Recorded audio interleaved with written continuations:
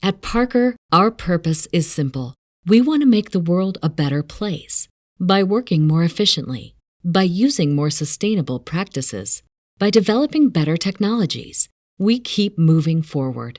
With each new idea, innovation, and partnership, we're one step closer to fulfilling our purpose every single day. To find out more, visit parker.com/purpose. Parker, engineering your success. With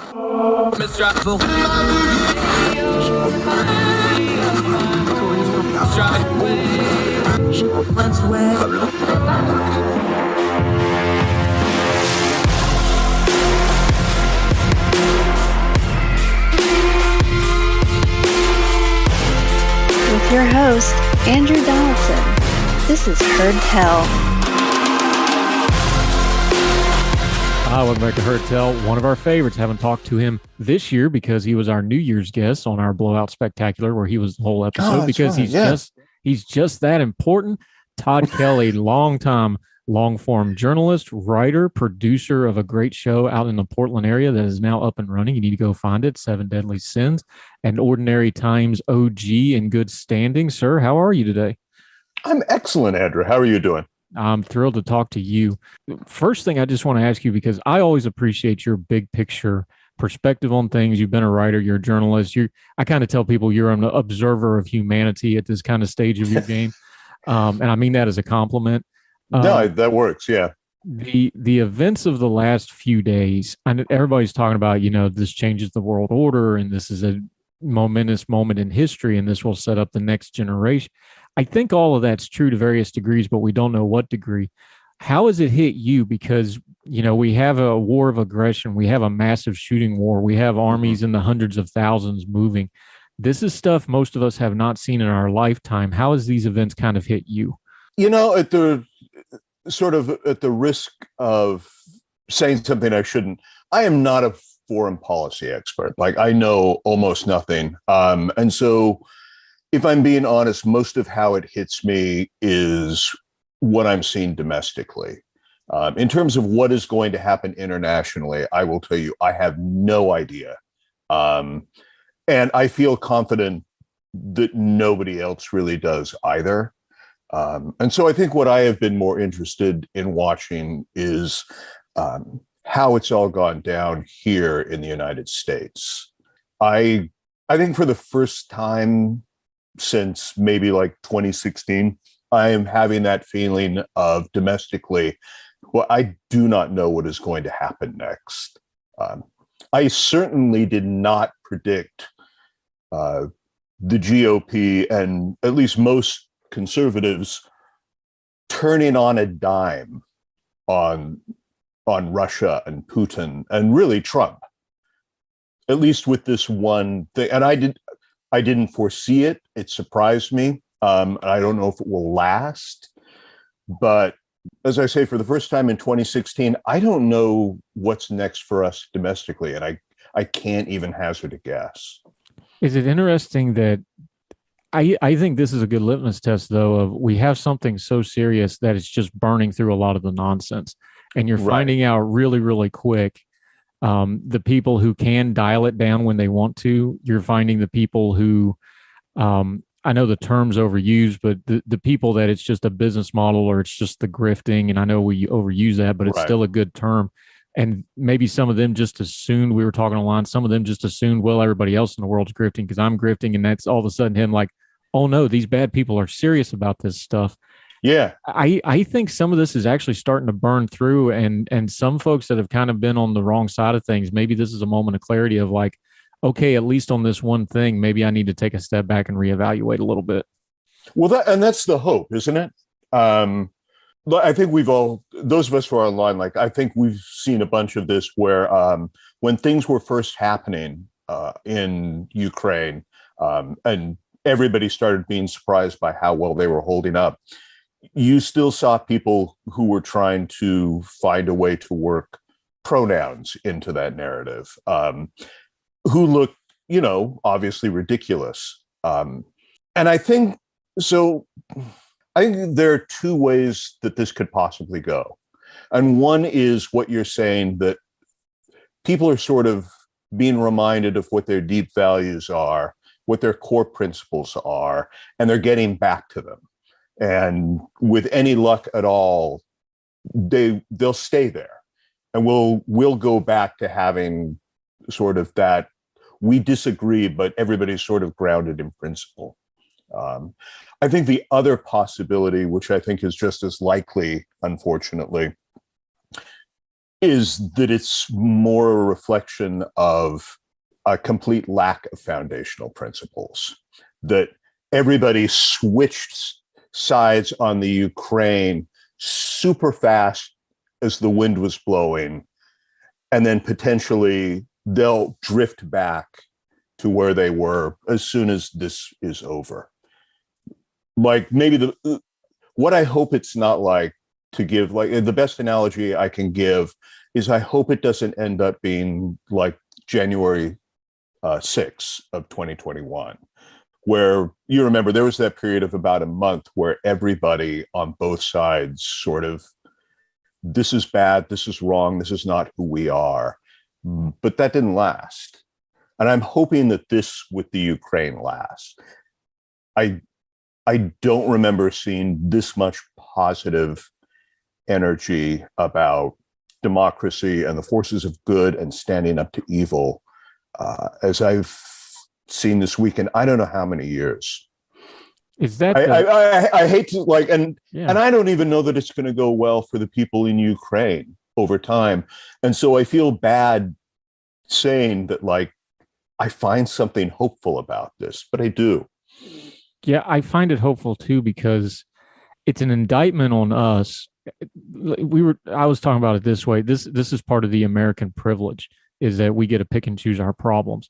But it really does, and it's an indictment to us, but it's just the truth. When we see evil, we do tend as a nation to rise to it historically. And there was a lot, we just spent a couple of years debating of, well, could we rise up to a World War II moment? Are we still that kind of a country? I'm going to be optimistic here. I think we have an answer to that by far the vast majority of at least Americans and even the world and Europe, they've got an evil they're facing now. And almost all of them, and some of them, it took them a day or two, they're responding to it and recognize it. And I think this is a big positive to a question that we in the commentariat have been kicking around for a couple of years. Yes, the answer is yes, we can stand up to an evil. Yeah. And like I say, it may not last, but for the moment, I think that I just want to live. I just want to live in this moment where it feels like everybody, except for one country, is kind of standing up and doing the right thing, or at least, not standing up and doing the wrong thing. It is greatly heartening to me. Talking to Tod Kelly. I almost said our Tod Kelly because that's his Twitter handle, but you need to be following him because he has great wisdom for all of us. Something in your largesse as a longtime journalist, though, I think this also cut into how we consume media in America, because all of a sudden the commentary and the panel shows just don't seem quite as important. And I know, look, I'm already one of those people. I get a lot of overseas news anyway because I just can't stand network news in America. I've talked to a lot of people, and I've seen a lot of people that I don't have contact with. They're all saying the same thing. Is like, hey, where do I get a good news feed? Where do I get good information? This has definitely been a technology event. It's been a world event because it's being live streamed from the people involved in it. Is this going to be a clarifying moment in American media where we start going, okay, the old method of covering these live events is different because everybody's a journalist now and everybody can go get their media? Do you think the national media and the network media has a moment of, wow, we're kind of getting bypassed on one of the biggest stories in decades? No, I wish, I wish that were the case, but I think we're going to continue to see the same pattern that we have, where the vast majority of what refers to itself as the news media is in fact simply an entertainment vehicle that's designed to make money. And a very small subset of the news media is actually journalists and investigative journalists doing day-to-day leg and grunt work. And I don't see anything that's going to change that because, basically because that's the way that capitalism works. And that it is very expensive comparatively to go out and produce real journalism, and it doesn't sell as well as the cheap stuff, where you have a couple of talking heads on and yell at one another. Like that costs nothing to produce other than, the salary of your host. And so I think that is going to be the dominant news media for a very long time. Yeah, we joke about it, but you have the opening segment, and then you have the guests to talk about the opening segment, and then you have the panel discussion to talk about the guests talking about the opening segment. There's your first 30 minutes of every news program right there. Yeah, and I think what we don't like, I don't think this gets pointed out as much. I know that I think we've talked about this before, but most of the people who are on the panel are there to sort of draw eyeballs. Almost nobody is an expert on what they've all gathered to talk about. Almost nobody has any kind of special insight. But that's not, but people don't, it's not something I think that people come to with the expectation that they are going to get a deeper understanding. I think that they come either to be entertained or to have a particular idea that they would like to have actively reinforced. Yeah, it turns into a funnel really quick. It was one thing we've tried to do, and not just our little program, we do it at Ordinary Times too. It's like, what a concept. If you have a science question, go ask the science expert. If you got a cybersecurity question, and the panels, and I'm not knocking them, I'm just picking them, but the network news programs, like a CNN, it's the same 7 or 8 people on every panel for every subject, no matter what it is. Yeah. And all due respect to them, I'm sure they're fine people with fine insights. But when you have the same, how this works, you produce shows. When you have the same 8 people in the same green room over and over and over again, there's going to start being some, there's going to start being some groupthink in there somewhere, just because human nature is undefeated, isn't it? Yeah, I mean, there's that classic moment from a few years ago where Anderson Cooper, who I genuinely like, he seems a really likable guy. But there was that moment where, and you probably remember this, where he was interviewing Jeffrey Lord about something, who is a regular guest and a friend of Donald Trump's. And at one point, Cooper sort of breaks down and says, well, of course you're saying that. You're just a shill. You just repeat whatever Trump says. And the question that I couldn't understand why he was not asking himself was well, why do you have him on every other day? If he has nothing to contribute, why is he a regular guest of yours? I know, because pro wrestling, you got to have a heel to have a good guy. You got to have a bad guy to argue with. So that's the thing. Yeah. We're talking to Tod Kelly, a good friend of ours. We get him every so often. Love having him on the program. We're going to continue to talk to him more. A little culture, a little media, talking about Ukraine and the greater effects domestically, as he calls it, here on America. More with Tod Kelly right after this on Heard Tell.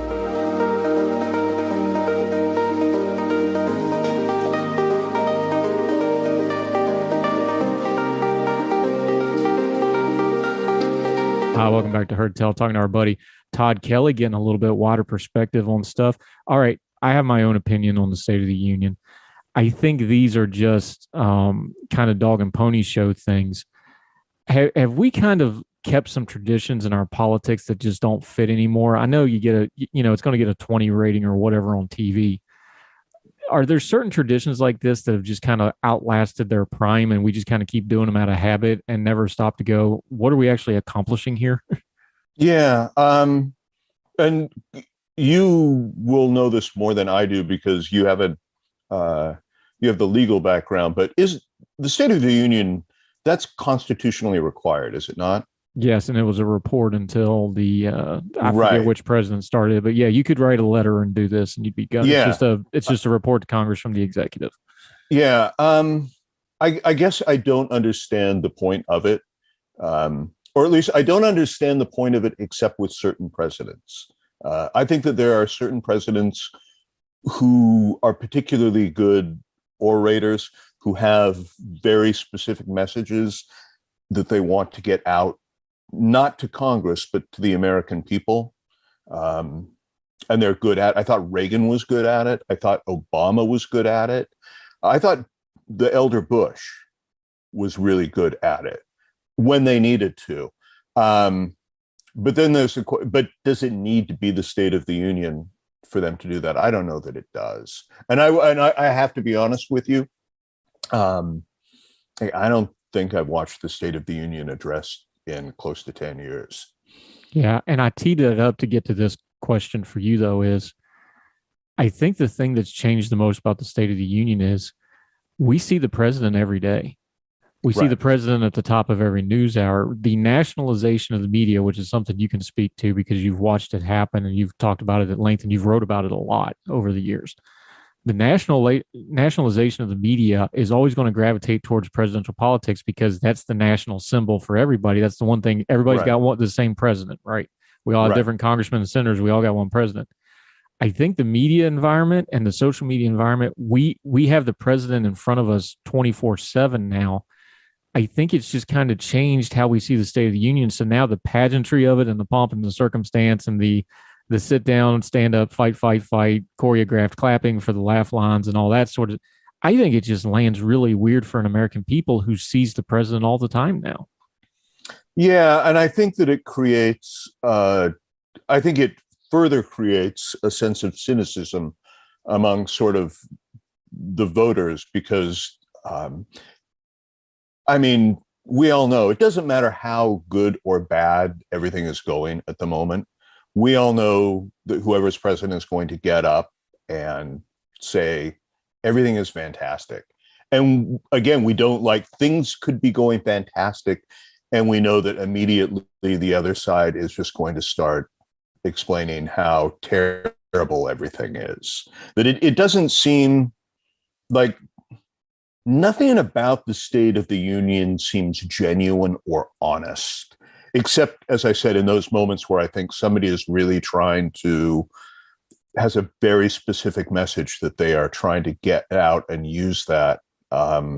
I think it is largely not taken seriously by voters. And that's not good. No, it's not good. And cynicism is bad. And but cynicism is a two-way street. It's the government's fault and it's partially our fault too. Talking to Tod Kelly about these things. All right, it's an election year. I wonder though, we talk about how partisan everything is, how divided everything is. We know cyclically what should happen this year. You know, the Democrats are probably in for a rough year just historically. That's just kind of how these things go. But I really wonder, how much do you think our elections are really a reflection of our people right now, and how much of them are just turning into cyclical things? And I know that's a little bit of a deeper question, but we get into this nonsense about every election being, you know, I'm on my 9th most valuable election of my lifetime, I think. I don't know what one you're on because I don't want to call you older. But we just very much older. Yeah. Yeah. But we just keep talking about this over and over again. And it's like, there's so much gridlock right now. A lot of this is just kind of habits and cycles and stuff like that, more so than actual trends. And then we try to read trends into them. Does it feel like that to you sometimes? Yeah. And I think I would go a step further than what you're saying. I don't even see it as gridlock anymore. I think that I sort of now view people who run for office as doing it mostly for reasons of celebrity. Like if you were to make a list of the top, I don't know, the top 20 legislators that you can name off of your head because you see them on the news and everything, like constantly, and there are people are always talking about, I would ask you to go back and see how many pieces of legislation, any of them serious legislation, not even passed, how many have they introduced over the past 10 years? If you like weed out symbolic stuff that they're like, how much actual governance is being done? And I don't know that there's a lot.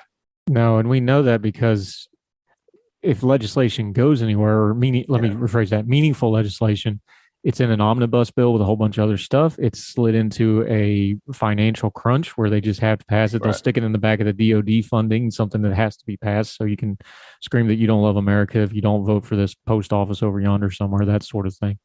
Yeah, Marjorie Taylor Greene is like a great example. I mean, she's been stripped of committees. She has no legislative power whatsoever. And yet you can't deny that because of the way everything's set up now, she really is one of the most powerful voices in Congress right now. Yeah, you bring her Certainly up. far more powerful than people who like go to work every day and write bills and try to get compromise who you never hear about. Is media power now? We used to joke Yes. about Twitter ain't real life, but we looked at what used to be power in Congress, where you had an LBJ who would literally just stand and lean over people until they did their legislation the way he wanted them to. Right. And I've always told people, you think Trump was profane, you should read up on LBJ sometime. Trump's a piker in comparison. Yeah. But that used to be the power, like the back rooms, the smoke-filled rooms, cut and deal. Mm-hmm. Is the power now really the social media influencers that just happen to hold office on top of it? Is that really power now? I think it is a hard question for me to answer, because I think the question that I keep coming with when I try to answer that is, what is power? The GOP, from one point of view, somewhere along the way after 2012, seemed to amass a huge amount of power nationally, in terms of being elected to office. But how much of what the GOP traditionally ran on and they wanted to do, and laws they wanted to pass, did they ever get done? I'm having a hard time thinking of any. And so if you're winning elections, do you have power if you're not taking the time to do anything with it? And I don't know the answer to that question. Yeah, well, none of the rest of the nation does either, including me. So Yeah. I think that's something we need to wrestle with. You brought it up, so I'm going to go there on Marjorie Taylor Greene. Okay. We know what she did. CPAC was in Florida. That means Fuentes and his knuckle-dragging morons had their hate fest in conjunction with CPAC, because they follow around all the big conferences and have an adjacent. We know she attended. She took multiple pictures with them all together. Representative Gossard out in Arizona has also spoken to this group. This is a straight up hate group. They're Holocaust deniers. I hate using this term because I think we overuse it in the broad spectrum of prejudices, which is ignorance and fixable, and this is an evil, wicked thing. But they are racist. They're not really hiding it. Yeah. What do we do here? Because I get annoyed. I put it out on Twitter. I'm like, she needs to be expelled from Congress. Congress has a mechanism, 2/3 vote, and they're expelled. That's a very high bar. Right. And I just get person after person after person like, no, that supports the will of the voters. I'm like, you don't want the precedent. They could throw you out for saying something. I'm like, no, it's 2/3, man. Do you know what it takes to get 2/3? You can't get 2/3 on the naming of a post office nowadays. Right. I'm just shocked. I guess I shouldn't be as hard and as cynical as I get accused of being. There's validity to the accusation. How in the world is this person in Congress? How is Gossard, who may literally be losing his mind if you go listen to some of the clips of what he's saying? How are these people in power and Congress hasn't ejected them? I know the answer is partisan politics.